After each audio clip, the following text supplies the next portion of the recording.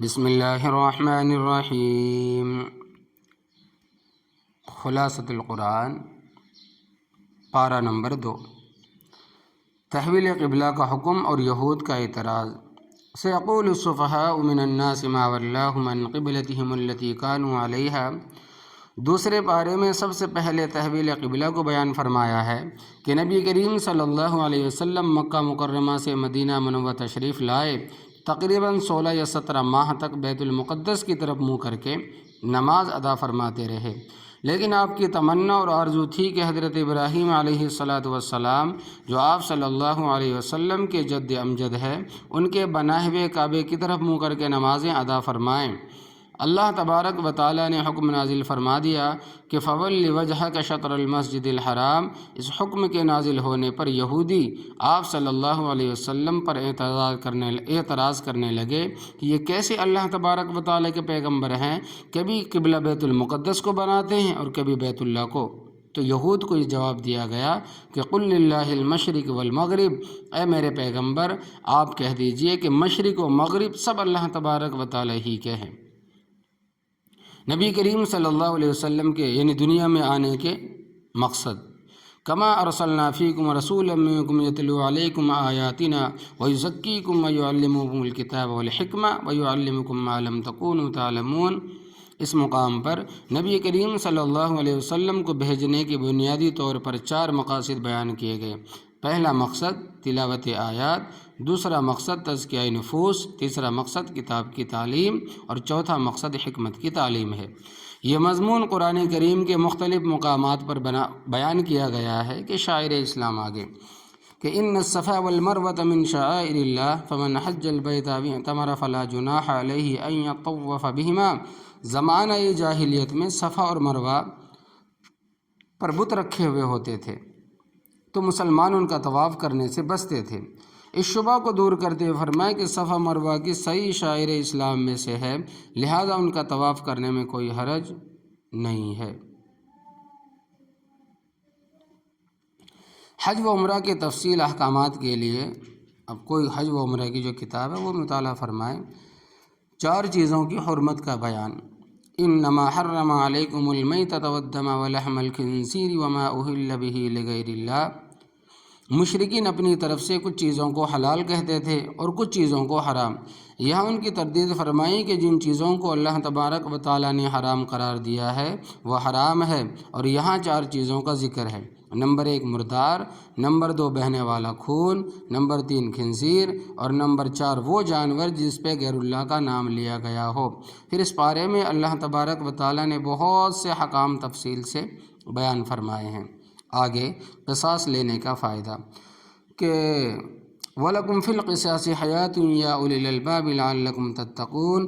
اگر قصاص کے مسئلے پر عمل درآمد ہو تو آپ یقین فرمائیں کہ اس میں قاتل اور مقتول دونوں کی زندگی ہے، اس طرح کہ جب قاتل کو اپنی سزا کا یقین ہوگا تو وہ قتل کرنے سے پرہیز کرے گا، اس سے مقتول بھی بچے گا اور قاتل بھی اس سے بچے گا۔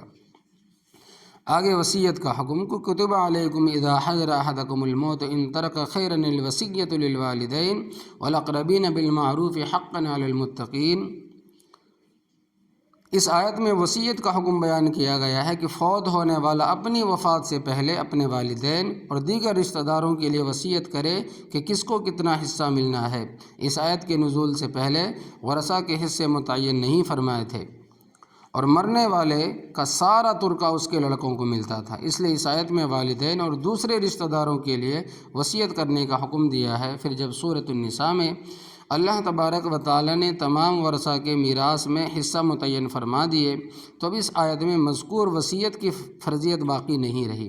ہاں البتہ اب بھی کوئی شخص ورثہ کے علاوہ کسی اور کے لیے اپنے مال کے 1/3 حصے کو وصیت کر سکتا ہے۔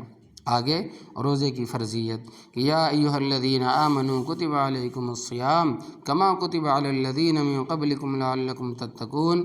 یہاں روزے کی فرضیت اور روزے کے حکام و مسائل کو تفصیل سے بیان فرمایا کہ روزہ دین اسلام کی بنیادی ارکان میں سے ایک اہم رکن ہے۔ یہ ایسی عبادت ہے جو تمام شرائع سابقہ میں بھی مشروع رہی ہے۔ صرف امت محمدیہ علیہ الصلاۃ والسلام کے ساتھ خاص نہیں ہے۔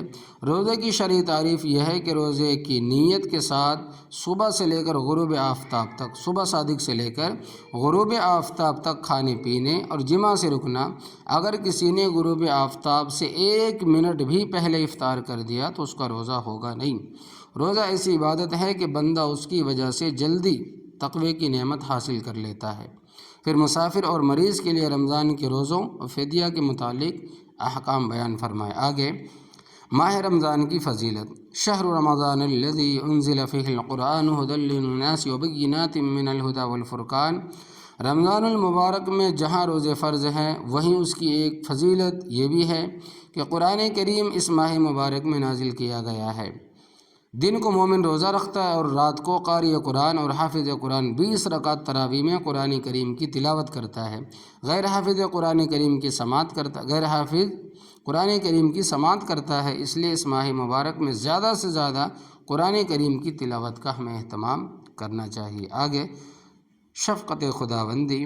وَإِذَا سَأَلَكَ عِبَادِي عَنِّي فَإِنِّي قَرِيبٌ أُجِيبُ دَعْوَةَ الدَّاعِ إِذَا دَعَانِ فَلْيَسْتَجِيبُوا لِي وَلْيُؤْمِنُوا بِي لَعَلَّهُمْ يَرْشُدُونَ۔ گزشتہ آیات میں روزے کا ذکر تھا، اس آیت کے بعد پھر روزے اور اعتکاف کا ذکر ہوگا۔ تو اس آیت میں اللہ تبارک و تعالیٰ نے اپنی شفقت اور مہربانی کا تذکرہ فرما رہے کہ اے میرے بندو، میں نے جو تمہیں احکامات عطا فرمائے ہیں، اگر ان کی تکمیل کرنے میں تھوڑی بہت مشقت بھی محسوس ہو تو کوئی بات نہیں، میں تمہارے بہت ہی زیادہ قریب ہوں، مجھ سے مانگو، میں دعا کو قبول کرتا ہوں۔ اللہ تبارک و تعالیٰ قریب ہے، اس سے معلوم ہوا کہ دعا آہستہ مانگنی چاہیے۔ یہ بھی معلوم ہوا کہ اللہ تبارک و تعالیٰ فقط عرش پر نہیں بلکہ ہر جگہ بلا مکان موجود ہے۔ اس آیت سے اشارتاً معلوم ہو رہا ہے کہ روزے کے بعد خصوصاً افطار کے وقت دعا قبول ہوتی ہے، لہذا اس وقت دعا کا خوب اہتمام کرنا چاہیے۔ آگے اعتکاف کا بیان کہ وَأَنْتُمْ عَاكِفُونَ فِي الْمَسَاجِدِ تِلْكَ حُدُودُ اللَّهِ فَلَا تَقْرَبُوهَا۔ رمضان المبارک کے اخیر عشرے میں اعتکاف سنت مؤکدہ علی الکفایہ ہے۔ مرد مسجد حضرات ایسی مساجد میں اعتکاف کرے جس میں نماز باجماعت ہوتی ہو، جبکہ خواتین اپنے گھروں میں مخصوص جگہوں میں اعتکاف کریں۔ آگے چاند کا فائدہ کہ یسألونک عن الأہلہ قل ہی مواقیت للناس والحج۔ چاند سے اسلامی تاریخ معلوم ہوتی ہے، اس کے علاوہ اس کے ذریعے سے عبادت یعنی حج، روزہ اور عدت کی مدت کے علاوہ دیگر معاملات، معاہدے کی میعاد مقررہ کا پتہ بھی چلتا ہے۔ آگے جہاد و قتال کہ وقاتلوا فی سبیل اللہ الذین یقاتلونکم ولا تعتدوا ان اللہ لا يحب المعتدین۔ جہاد کا مسئلہ بیان فرمائے کہ جہاد فرض ہے اور اس کا مقصد اعلاء کلمۃ اللہ ہے۔ جہاد قیامت تک جاری و ساری رہے گا۔ یہاں یہ بات ذہن نشین فرما لے کہ شریعت کی اصطلاح میں جہاد نام ہے قتال فی سبیل اللہ کا۔ اگر کسی اور حکم شرعی پر جہاد کے لفظ کا استعمال ہوا ہے تو وہ لغت کے اعتبار سے ہے، شریعت کی اصطلاح نہیں ہے۔ اللہ تبارک و تعالیٰ نے مجاہدین کو دیگر تمام اعمال کرنے والوں پر فضیلت عطا فرمائی ہے۔ جہاد بہت عظیم و مبارک اور مقدس عمل ہے۔ آگے حج کا بیان ہے کہ الحج اشہر معلومات۔ حج اسلام کے بنیادی ارکان میں سے ایک اہم رکن ہے۔ حج میں 2 ارکان ہیں، ایک وقوف عرفہ اور دوسرا طواف زیارت۔ 5 دنوں میں 5 مقامات پر 7 عبادتوں کے کرنے کو حج کہتے ہیں۔ حج کے یہ 5 دن ہیں 8، 9، 10، 11، 12 ذی الحجہ۔ حج کے 5 مقامات یہ ہے بیت اللہ، صفا و مروہ، منا، مزدلفہ اور عرفات۔ حج کی 7 عبادتیں یہ ہیں احرام، طواف، سعی، وقوف، رمی، قربانی، حلق یا قصر۔ مرتدین کی سزا کا بیان ہے آگے کہ وَمَن يَرْتَدِدْ مِنكُمْ عَن دِينِهِ فَيَمُتْ وَهُوَ كَافِرٌ فَأُولَٰئِكَ حَبِطَتْ أَعْمَالُهُمْ فِي الدُّنْيَا وَالْآخِرَةِ وَأُولَٰئِكَ أَصْحَابُ النَّارِ هُمْ فِيهَا خَالِدُونَ۔ پھر مرتدین کی سزا کو بیان فرمائے کہ جو شخص مومن ہے پھر وہ ایمان کو چھوڑ کر مرتد ہو جاتا ہے، اگر وہ سمجھانے کے باوجود باز نہ آئے تو اس کے سارے اعمال ضائع ہو جاتے ہیں، وہ قتل اور ہمیشہ کے لیے جہنم کا مستحق ہو جاتا ہے۔ لیکن یہاں یہ بات ذہن نشین فرما لے کہ مرتد کو سزا دینا ہر آدمی کے اختیار میں نہیں ہے، جس کا جی چاہے ووٹ کر مرتد کو قتل کر دے، بلکہ یہ کام حکومت وقت کا ہے۔ آگے حالت حیض میں جماع کا حکم۔ وَيَسْأَلُونَكَ عَنِ الْمَحِيضِ قُلْ هُوَ أَذًى فَاعْتَزِلُوا النِّسَاءَ فِي الْمَحِيضِ وَلَا تَقْرَبُوهُنَّ حَتَّى يَطْهُرْنَ فَإِذَا تَطَهَّرْنَ فَأْتُوهُنَّ مِنْ حَيْثُ أَمَرَكُمُ اللَّهُ۔ عورت کے ساتھ حالت حیض میں ہم بستری کرنا ناجائز اور بالکل حرام ہے۔ یہاں یہ بات ذہن نشین فرما لے کہ عورت کو ہر ماہواری کا جو خون آتا ہے اس کو حیض کا خون کہتے ہیں، اور بچے کی ولادت کے بعد جو خون آتا ہے اس کو نفاس کا خون کہتے ہیں۔ قرآن کریم میں حالت حیض میں بیوی کے ساتھ ہم بستری ہونے کو منع فرمایا۔ قرآن کریم میں حالت نفاس میں عورت کے ساتھ ہم بستری کے منع فرمانے کا ذکر نہیں ہے، لیکن حالت نفاس میں ہم بستری بھی اسی طرح حرام و ناجائز ہے جس طرح حالت نفاس میں ہم بستری کے حرام ہونے کا ذکر احادیث میں آیا ہے۔ اور قرآن کریم میں حالت حیض پر قیاس کرنے سے حالت نفاس میں بھی ہم بستری کی حرمت سمجھ میں آتی ہے۔ اس کے حرام ہونے کی بنیادی وجہ یہ بیان فرمائی کہ یہ گندگی کے دن ہے۔ ایک اور بات نوٹ فرما لے کہ عورت نکاح کے بعد شوہر کے لیے حلال ہے، لیکن جس طرح حیض اور نفاس کی حالت میں شوہر اپنی بیوی سے ہم بستری نہیں کر سکتا، اسی طرح شوہر اپنی بیوی سے پچھلی جانب سے صحبت کرنا چاہے تو نہیں کر سکتا۔ پچھلی جانب سے صحبت کرنا حرام اور ناجائز ہے۔ آگے ہے طلاق کا بیان کہ الطلاق مرتان فامساک بمعروف او تسریح باحسان۔ طلاق کے مسئلے کی تفصیلات بیان فرمائی ہے کہ طلاق کے بارے میں ذہن نشین فرما لیں کہ ایک طلاق دی تو ایک واقع ہوگی، دو طلاقیں دی تو دونوں واقع ہوں گی۔ اگر ایک مجلس میں الگ الگ 3 طلاقیں یا اکٹھی ایک ہی کلمے سے 3 طلاقیں دی تو تینوں واقع ہو جائیں گی۔ اب مسئلے طلاق ثلاثہ کے بارے میں آپ کتابیں دیکھ لیں۔ آگے رضاعت کا بیان ہے کہ دودھ پلانے کا، کہ والوالدات یرضعن اولادہن حولین کاملین لمن اراد ان یتم الرضاعہ۔ پھر بچے کے دودھ پینے کا مسئلہ بیان کیا گیا کہ 2 سال تک مائیں اپنے بچوں کو دودھ پلائیں۔ اسلام نے دودھ پیتے بچوں کے حقوق کا بھی خیال رکھا ہے کہ مدت رضاعت تک کو بیان کیا۔ مدت رضاعت کی مکمل تفصیل بھی کتاب میں ہے۔ اگر کوئی بچہ مدت رضاعت میں کسی اجنبی عورت کا دودھ پی لے تو وہ بچہ اس کا رضاعی بیٹا اور وہ عورت اس کی رضاعی ماں بن جاتی ہے۔ جس طرح حقیقی نسب کے ساتھ رشتے حرام ہو جاتے ہیں، اسی طرح رضاعت کی وجہ سے بھی رشتے حرام ہو جاتے ہیں۔ لیکن جب بھی ایسی کوئی صورت پیش آئے تو اپنے علماء سے اس کی تفصیل ضرور معلوم کر لینی چاہیے۔ عدت کا مسئلہ